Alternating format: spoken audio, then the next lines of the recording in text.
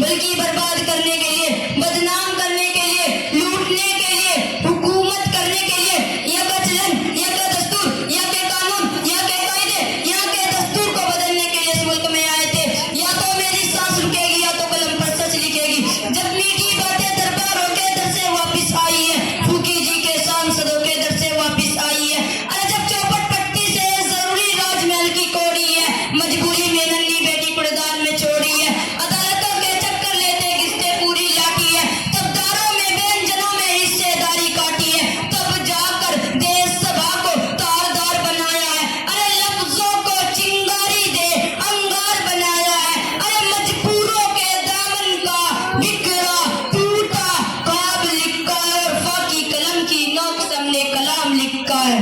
जमीन से आसमान की तरफ परवाज करता हूँ, खुदा का नाम लेकर इस तकरीर का आगाज करता हूँ।